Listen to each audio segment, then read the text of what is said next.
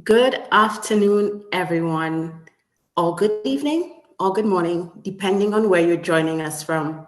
My name is Nisa Constantine Bobra. I am the Creative Director at Island Innovation, hailing from the beautiful island of St. Lucia, but coming to you today from Canada, the beauty of our global remote work company. I thank you for joining us, and we are excited to present our next presentation, where we will delve into the importance of the blue economy.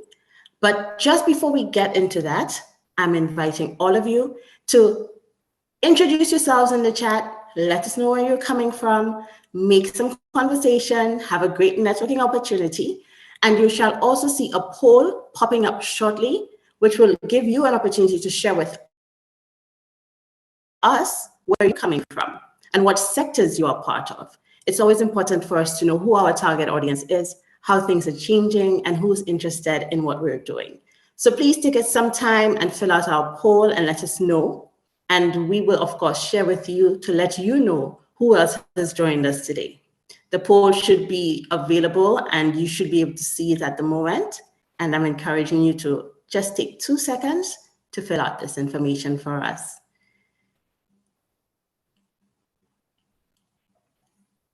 If you're having any issues and you are not seeing the poll, please feel free to let us know. But it should be ready and easily accessible to you now.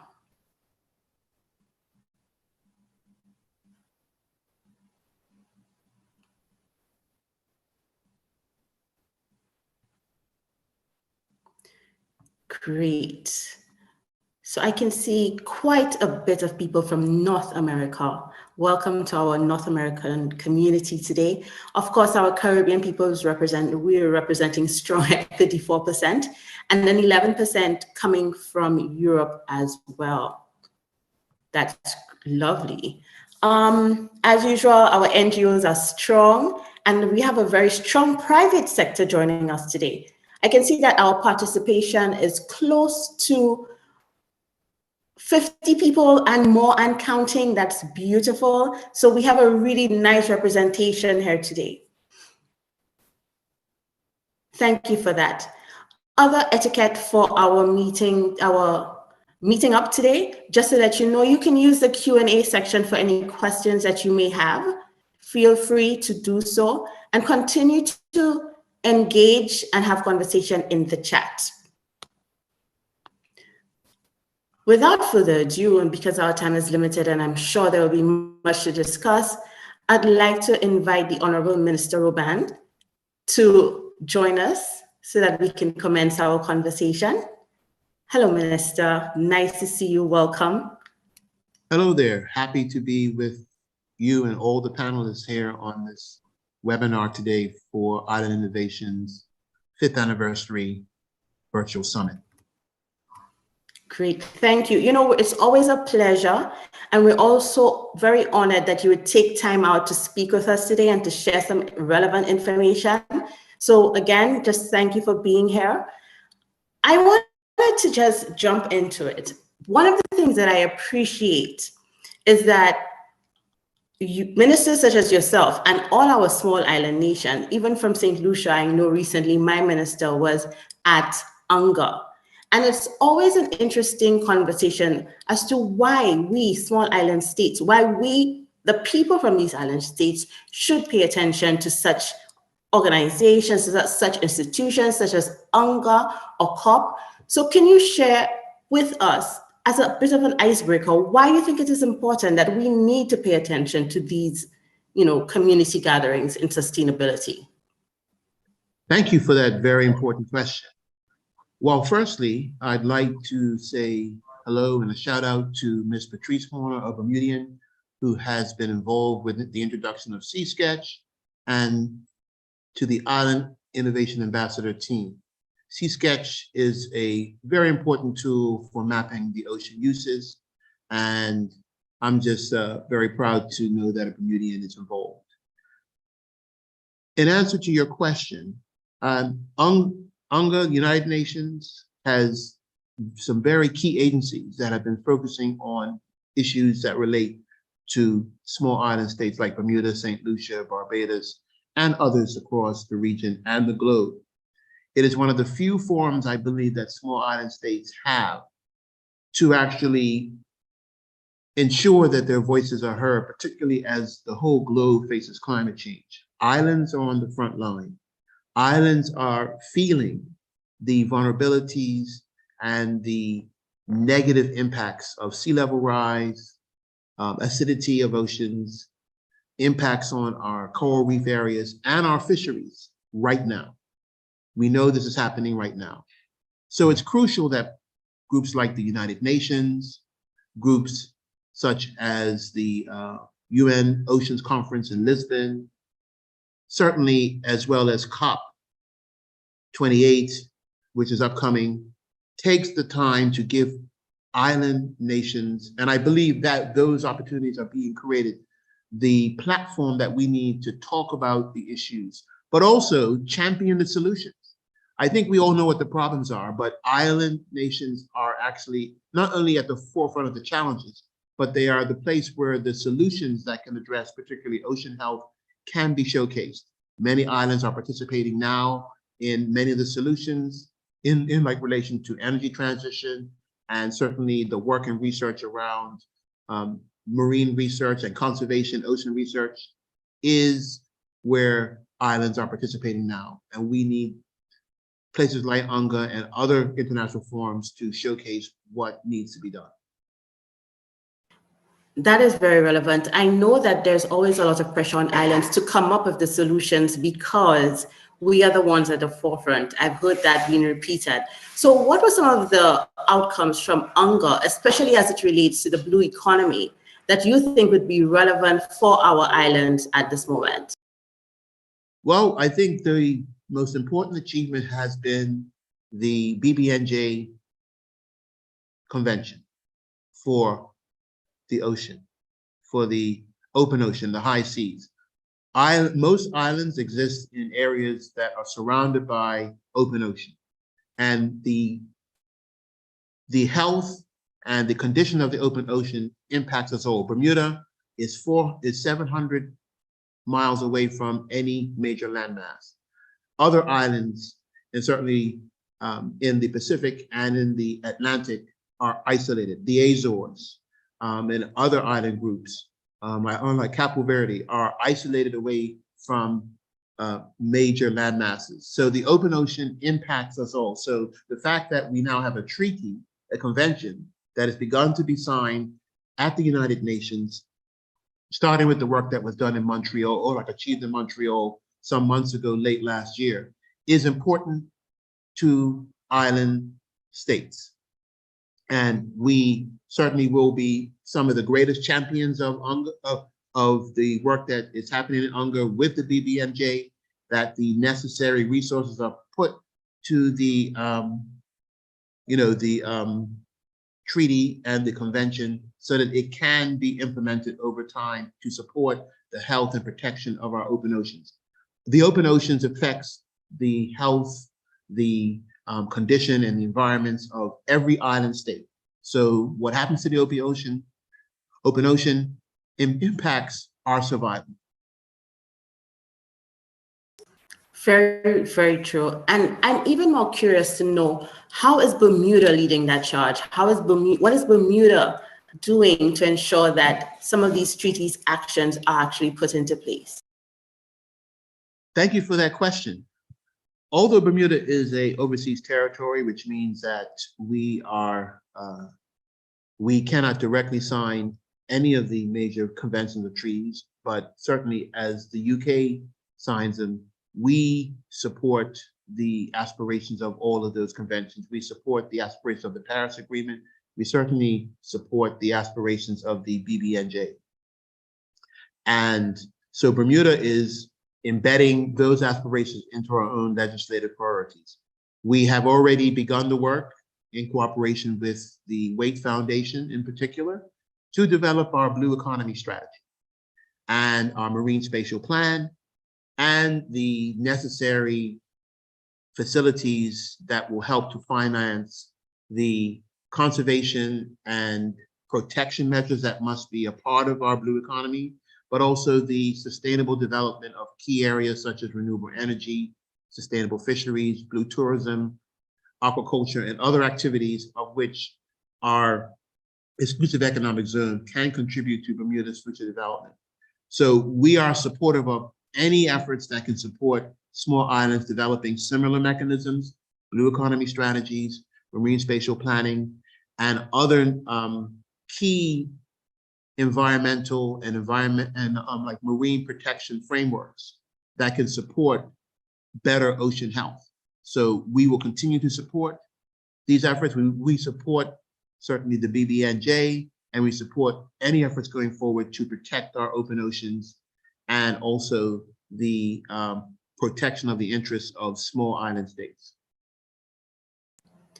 So if I may push the envelope and perhaps give you something to think about, within that context, what opportunities are there for the people of Bermuda, from the fisheries, from sustainable, from tourism, from the marine industry, to be part of or to lead the charge for themselves within that context that you've just mentioned?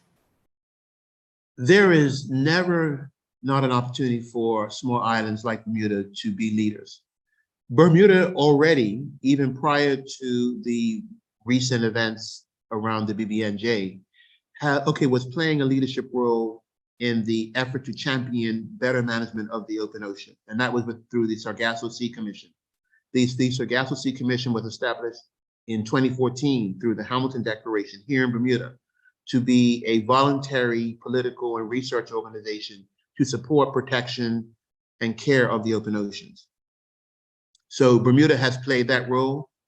Most of the continental nations have signed on to that, and we have about 10 or 11, United States, Canada, the United Kingdom, and other countries that are a part of that, to actually support the protection and care of the open ocean. So Bermuda is the leader in that charge. We are the only landmass within the Sargasso Sea, and this is somewhat a precursor to what the BBNJ is achieving. We believe that all island states working together can play a similar role, with showing the way and becoming the voices of the open oceans, of the necessity for ensuring protection of the open oceans. Because what happens in the open ocean affects everything else that we're trying to do around climate change. We know that the open ocean is a capture for the carbon that's released into the atmosphere.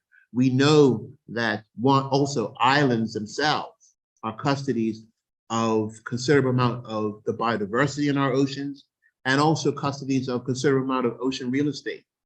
30% amongst the island states alone of the ocean biodiversity they have custody of. So the reality is that islands are some of the best and clear spokespersons, spokesnations, if you want to call them that, for what needs to happen with the open ocean and around the protection of that biodiversity, which is essential to the world.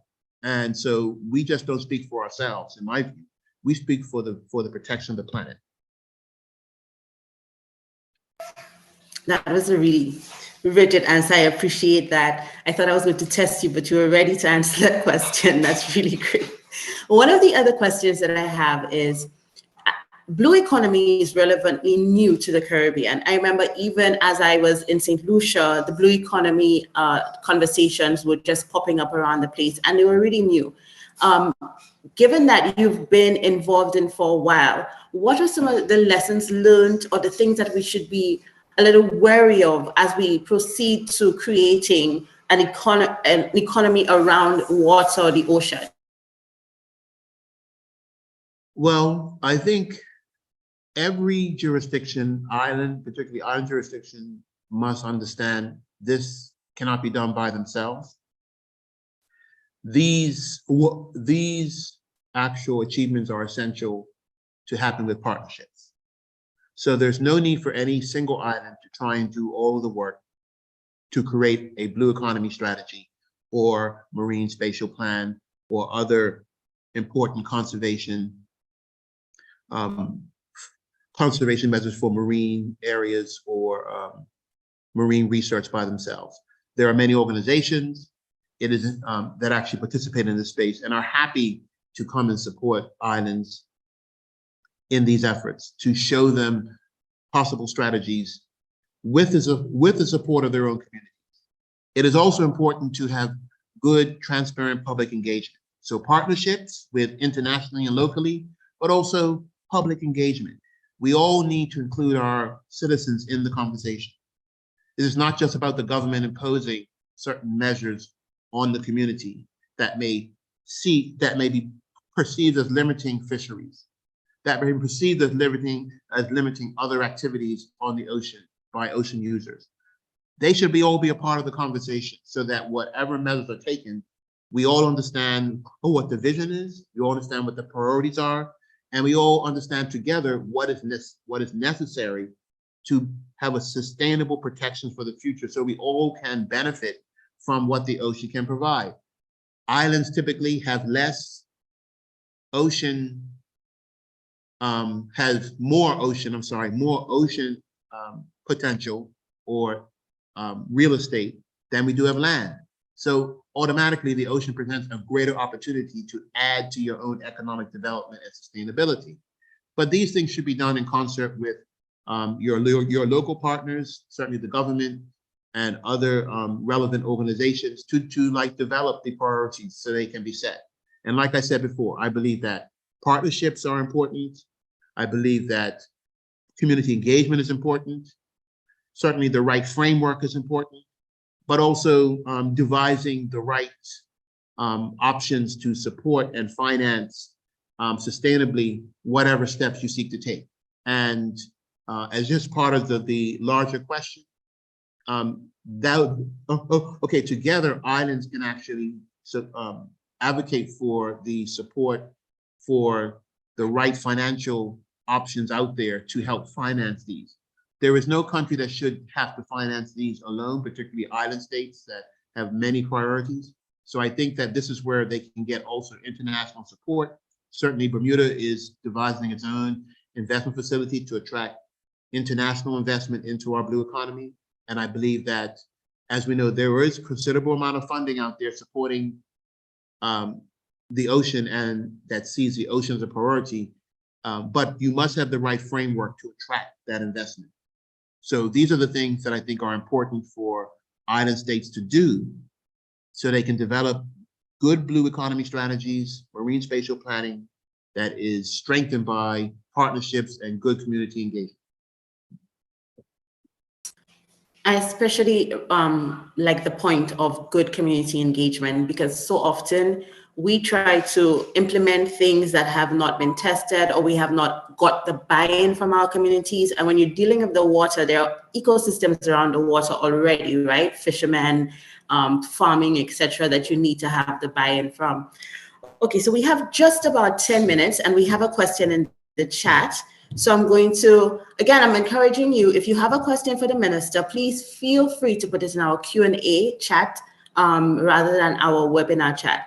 The question here is, would you share where coral conservation, restoration, biobanking, and biodiversity efforts within Bermuda's blue economy context, where would those fit in? That's an excellent question, Yeah. and they all are important.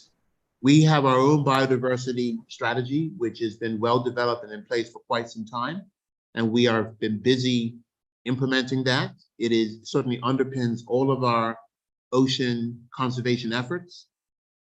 Coral protections is crucial as well. We perhaps have been blessed with having a very healthy coral reef system so far.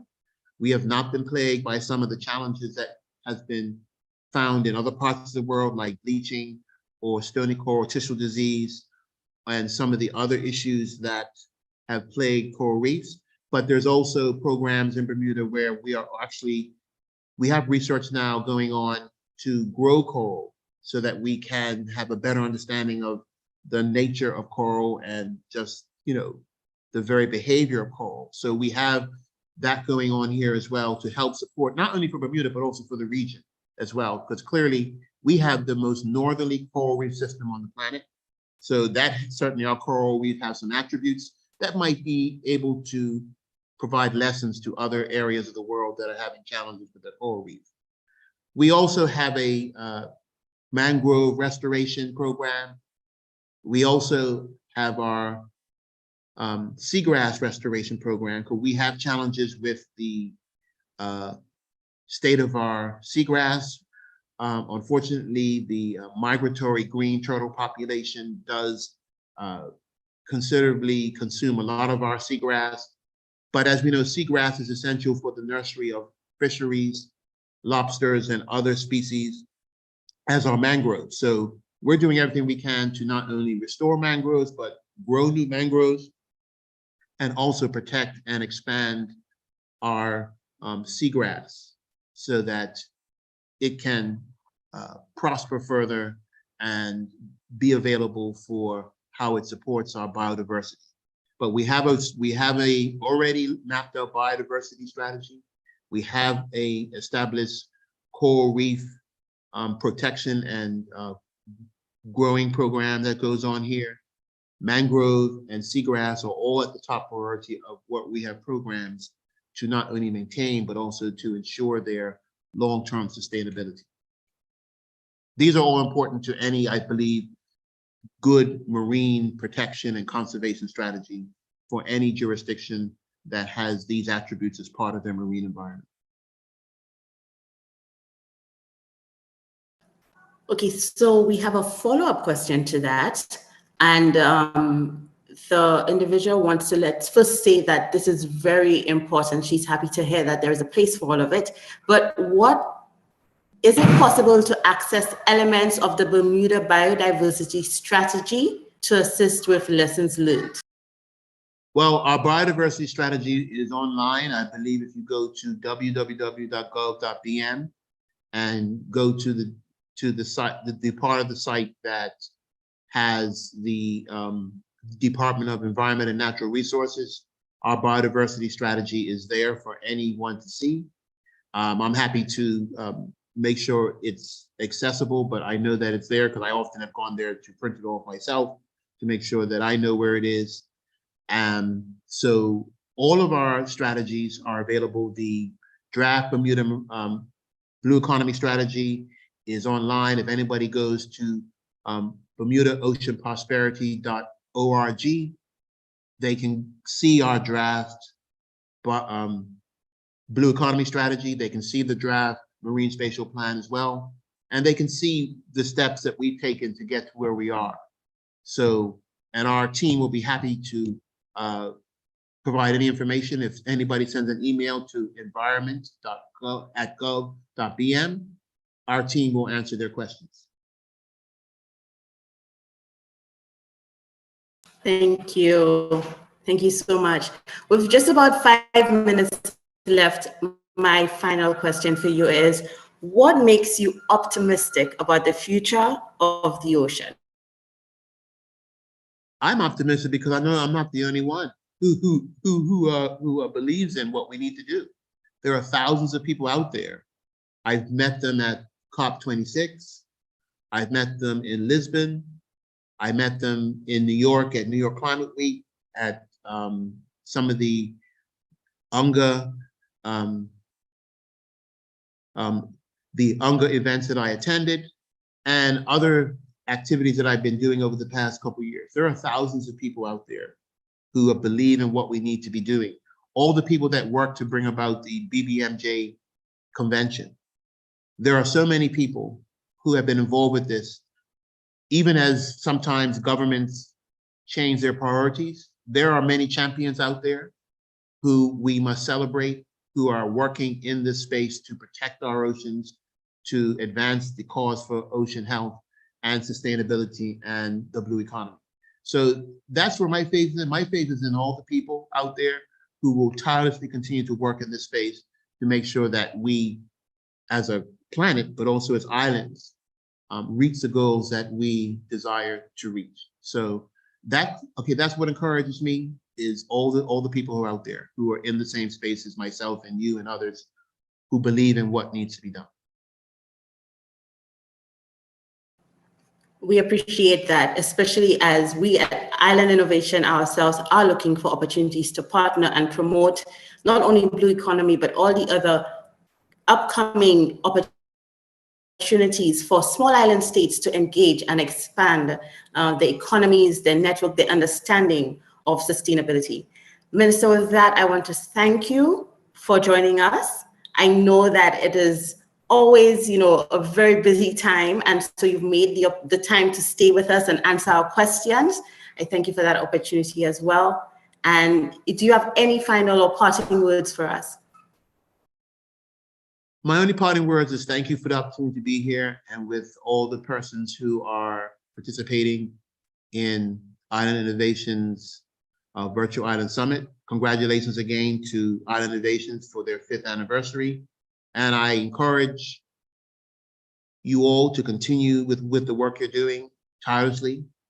And I am happy to be a partner in any way I can with the Bermuda government to support the efforts that you're trying to do to build awareness around climate change, ozone health and protection, and also care for our environment. So thank you for the opportunity to be with you, and I look forward to working with you and everyone who is participating here, who is listening in, who's going to be a part of the virtual summit over this period. Thank you very much. Thank you again. Have a good afternoon. And I will just take this opportunity to remind everyone that this was day 2 of our Virtual Island Summit. Day 3 is going to be just as engaging and exciting, so please tune in. I want to also take the opportunity to remind you of our Prince Edward Island event coming up in May. We will have special opportunities for you to engage with us about this, and purchasing tickets are also available. So please look out for more information as we move forward to a global summit. If you enjoy being with us virtually, just imagine being in the same space of us and giving us the opportunity to share with you the knowledge, the information, and to network with Island Innovation. Having said that, I want to wish everybody a good afternoon. And once again, thank you for joining us for our 5th annual Virtual Island Summit.